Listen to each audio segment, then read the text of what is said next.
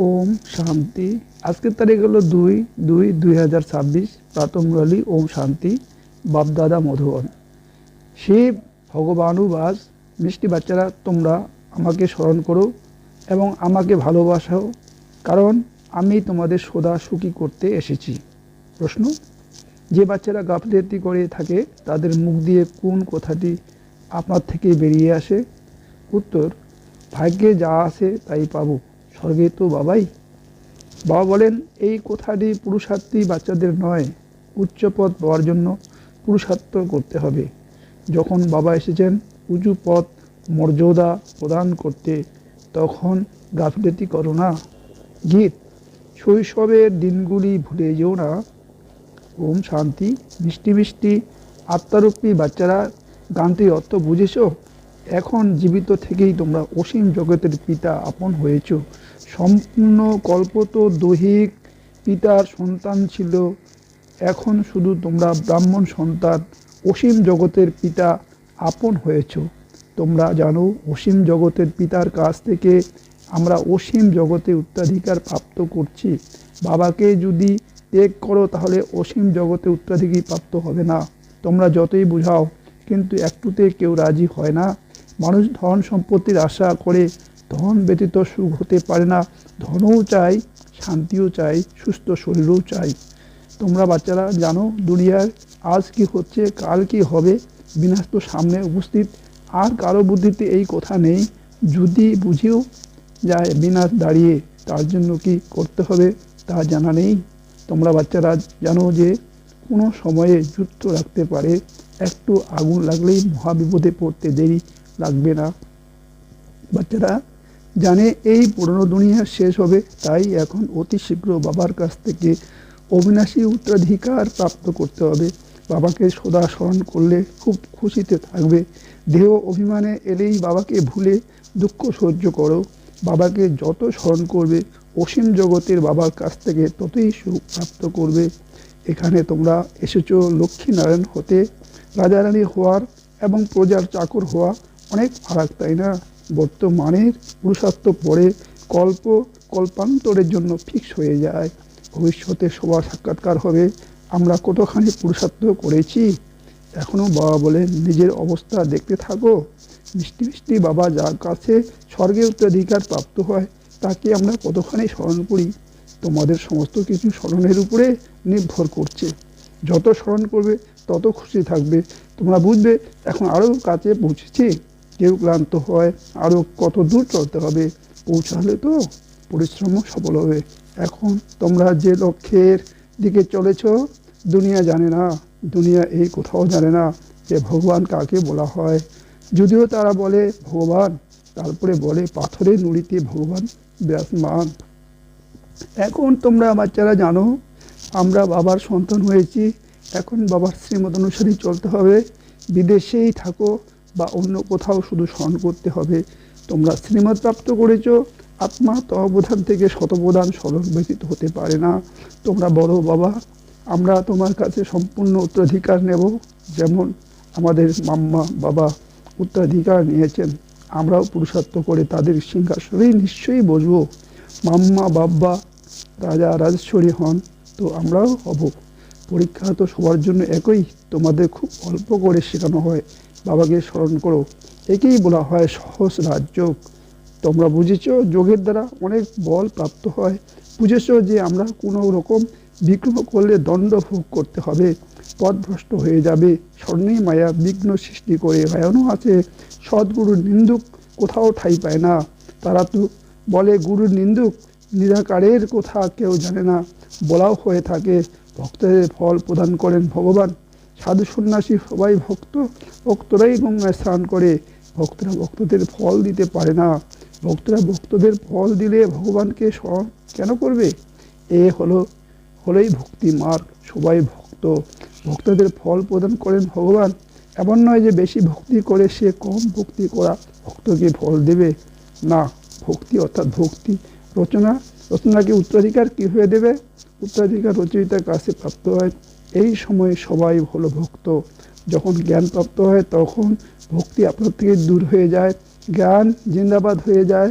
জ্ঞান ব্যতীত সদ্গতি হবে কিভাবে? সবাই নিজের হিসেব নিকেশ মিটিয়ে ফিরে যায়। সুতরাং তোমরা বাচ্চারা এখন জানো যে বিনাশ সামনে দাঁড়িয়ে আছে। তার আগে পুরুষার্থ করে বাবার কাছ থেকে সম্পূর্ণ উত্তরাধিকার প্রাপ্ত করতে হবে। তোমরা জানো আমরা পবিত্র দুনিয়ায় আছি, যাচ্ছি। যারা ব্রাহ্মণ হবে তারাও নিমিত্ত হবে। ব্রহ্মা মুখ বংশী ব্রাহ্মণ না হলে তোমরা বাবার কাছে অবিনাশী উত্তরাধিকার প্রাপ্ত করতে পারবে না। বাবা বাচ্চাদের রচনা করেন উত্তরাধিকার প্রদান করার জন্য। আমরা তো হলাম শিব বাবার আপন সৃষ্টি। রচনা করেন আত্মারূপী বাচ্চাদের উত্তরাধিকার প্রদান করতে। শরীর দারিদ্রেই উত্তরাধিকার দেবেন, তাই না? আত্মারা তো উপরে থাকে, সেখানে তো উত্তরাধিকার বা প্রারব্ধ নেই।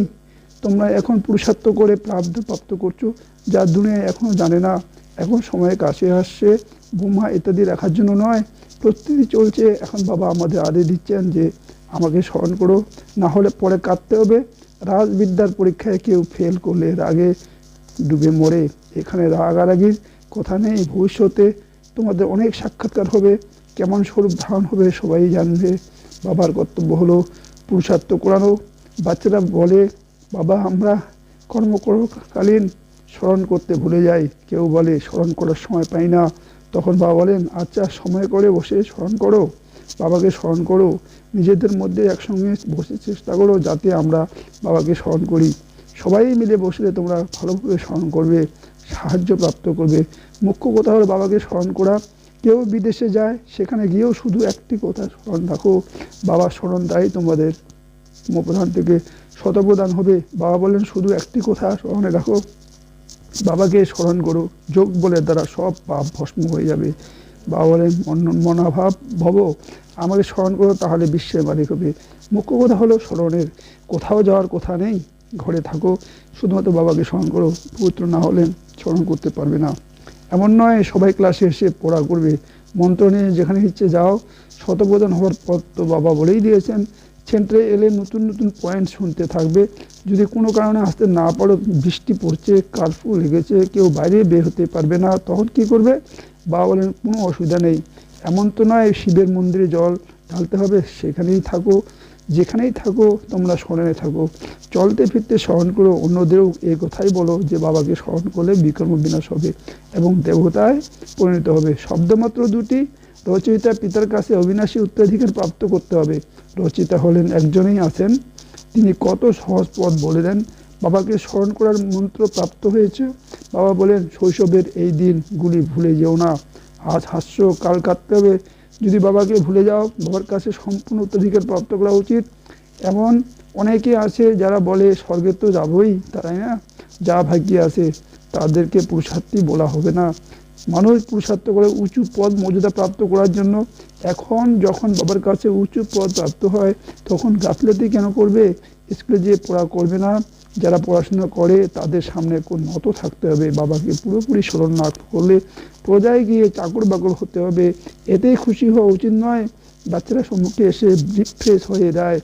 অনেকে রাতলি বন্ধনে আসে, যারা অসুবিধা নেই, ঘরে বসে বাবাকে স্মরণ করতে থাকো। কত বোঝানো হয়, মৃত্যু সামনে দাঁড়িয়ে আছে, হঠাৎ যুদ্ধ লেগে যাবে, দেখতেই পাওয়া যাচ্ছে। এই যুদ্ধটা বলে রেডিও দ্বারা সব কিছু জানা যায়। তারা বলে একটু ভুল করলে আমরা এমন করব, আগেই বলে দেয়। তাদের বোমা ইত্যাদি খুব অহংকার আছে। বাবা বলেন বাচ্চারা এখনও যোগ বলে তো প্রত্যক্ষ হয়নি, যুদ্ধ লেগে যাবে, ড্রামা অনুযায়ী হবে না। বাচ্চারা সম্পূর্ণ অবিনাশী উত্তরাধিকার তো নেয়নি, এখনও সম্পূর্ণ রাজধানী স্থাপন হয়নি। একটু সময় চাই, পুরুষার্থ করানো হয়। কখন যে কি হয় বলা যায় না। বিমান, ট্রেন ইত্যাদি পড়ে যায়, মৃত্যু কত সহজভাবে উপস্থিত হয়ে যায়। ভূমিকম্প হয়, সবচেয়ে বেশি কাজ করতে হবে ভূমিকম্পকে। ভূমিকম্পন দিলে তো বাড়ি ঘর ইত্যাদি ভেঙে পড়বে। মৃত্যুর আগে বাবার কাছে সম্পূর্ণ উত্তরাধিকার দিতে হবে, তাই খুব ভালোবেসে বাবাকে স্মরণ করতে হবে।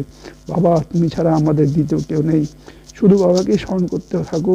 কতক্ষণে সহজ করে ছোট্ট বাচ্চাদের বসে বোঝাচ্ছেন, অন্য কোনো কষ্ট নয়, শুধু স্মরণ করো। আর কাম চিতায় বসে যে তোমরা পড়ে মরেছ, এখন জ্ঞান চিতায় বসে পবিত্র হও। কেউ যদি জিজ্ঞাসা করে তোমাদের উদ্দেশ্য কী, বলো শিব হলেন সকলের পিতা, তিনি বলছেন মামেকম স্মরণ করো, তো তোমাদের বিক্রম বিনাশ হবে এবং তোমরা সমপ্রদান থেকে শতপ্রদান হয়ে যাবে। কলিযুগে সব হলো সমপ্রদান, সকলের সদ্গতি দাতা হলেন একমাত্র বাবা। এখন বাবা বলেছেন শুধু আমাকে স্মরণ করো তো জং দূর হয়ে যাবে। এইটুকু বার্তা তো সকলকে দিতে পারো, তাই না? নিজেরা স্মরণ করলে তো অন্যদের স্মরণ করাতে পারবে, নিজেরা স্মরণ করলে তো অন্যদের সহজভাবে বলবে, তা না হলে অন্তর থেকে বলতে পারবে না। বাবা বুঝান যেখানেই হোক যতখানি পারো শুধু স্মরণ করো, যার সঙ্গে দেখা হবে তাকেই এই শিক্ষা দাও মৃত্যুর সামনে দাঁড়িয়ে। বাবা বলেন তোমরা সবাই তোমাদের পতিত হয়ে যাও, এখন আমাকে স্মরণ করো, পবিত্র হও। আত্মাই পতিত হয়েছে, সত্য যুগে থাকে পবিত্র আত্মা। বাবা বলেন স্মরণের দ্বারাই আত্মা পবিত্র হবে, অন্য কোনো উপায় নেই। এই সংবাদ সবাইকে দাও, তাতেও অনেকে কল্যাণ হবে, আর কোনো কষ্ট নেই। সব আত্মাদের পবিত্র করেন একমাত্র পতিত পাবন বাবা। সবচেয়ে উত্তম পুরুষ বানিয়ে দেন বাবা। যারা পূজ্য ছিল তারাই আবার পূজারী হয়েছে। রাবণের রাজ্যে আমরা পূজারী হই, রাম রাজ্যের পূজ্য ছিলাম, এখন রাবণের রাজ্যের শেষ সময় আমরা পূজারী থেকে পুনরায় পূজ্য স্বরূপে পরিণত হই। বাবাকে স্মরণ করে অন্যদেরও পথ বলে দিতে হবে। বৃদ্ধ মাতাদেরও সার্ভিস করা উচিত। আত্মীয় পরিজনদের সংবাদ প্রদান করো। সৎসঙ্গ মন্দির ইত্যাদি অনেক প্রকারে আছে, তোমাদের তো হলো এই এক প্রকার, শুধুমাত্র বাবার পরিচয় দিতে হবে। শিব বাবা বলেন মামেকম স্মরণ করো তো তোমরা স্বর্গের মালিক হয়ে যাবে। নিরাকার শিব বাবা সর্বজন্মের সদ্গতিদাতা বাবা। আত্মাদের বলেন আমাকে স্মরণ করো তো তোমরা সমপ্রধান থেকে শতপ্রধান হয়ে যাবে। এই কথা বোঝানো তো সহজ, তাই না? বৃদ্ধারাও সার্ভিস করতে পারে, এটাই হলো মুখ্য কথা। বিবাহ ইত্যাদি অনুষ্ঠানে যেখানে যাও সকলকে এই কথাই শোনাও। গীতার ভগবান বলেন আমাকে স্মরণ করো, এই কথাটি সবাই পছন্দ করবে। বেশি বলার দরকার নেই, শুধুমাত্র বাবার সংবাদ প্রদান করতে হবে যে বাবা বলেন আমাকে স্মরণ করো। আচ্ছা এমন ভেবে নাও যে ভগবান প্রেরণা দিচ্ছেন, স্বপ্নেও সাক্ষাৎকার হয়, আওয়াজ কানে আসে যে বাবা বলেন আমাকে স্মরণ করো তো তোমরা তোমার প্রধান থেকে শতপ্রধান হয়ে যাবে।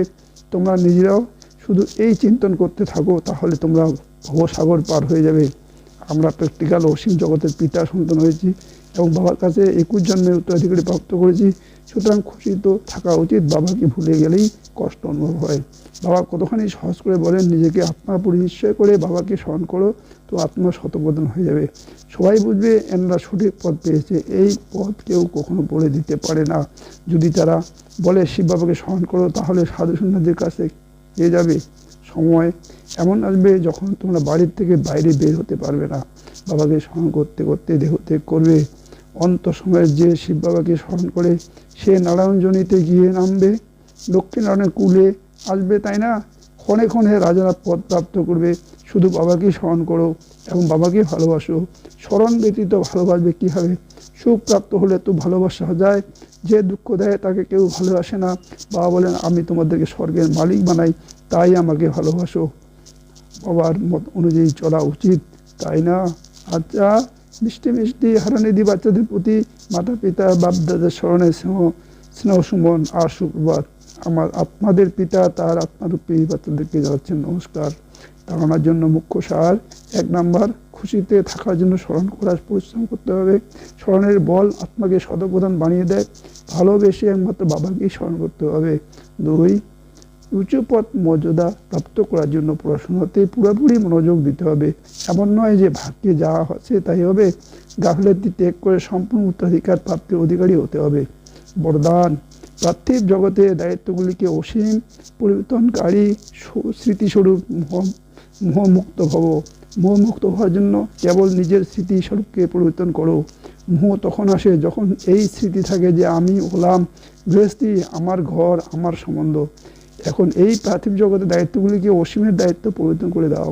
অসীমের দায়িত্ব পালন করে লৌকিকের দায়িত্ব সতত্বই পূর্ণ হয়ে যায়। কিন্তু যদি অসীমের দায়িত্বগুলিকে ভুলে কেবল লৌকিকের দায়িত্বগুলিকে পালন করতে থাকো তাহলে সেই দায়িত্বগুলিকে আরও খারাপ করতে থাকো, কেননা সেই দায়িত্ব মোহে মার্জ্য হয়ে যায়। এই জন্য নিজের স্মৃতি স্বরূপকে পরিবর্তন করে মোহমুক্ত হও। স্লোগান এমন তীব্র উড়ান অর্থাৎ জ্বালানি ভরো যে পরিস্থিতি রূপী মেঘ সেকেন্ডে ক্রস হয়ে যায়। অব্যক্ত ইশারা একতা আর বিশ্বাসের বিশেষত্বের দ্বারা সফলতা সম্পন্ন হও। কোনো কার্যের সফলতার 2টি শ্রেষ্ঠ ভূষ আছে। 1 নাম্বার পরস্পরের প্রতি বিশ্বাস, 2 নম্বর একতা, যেখানে সংগঠিত রূপে সকলে একমত থাকে, নিজেদের মধ্যে একে অপরের প্রতি বিশ্বাস থাকে, সেখানে সফলতা হলো গলায় হার।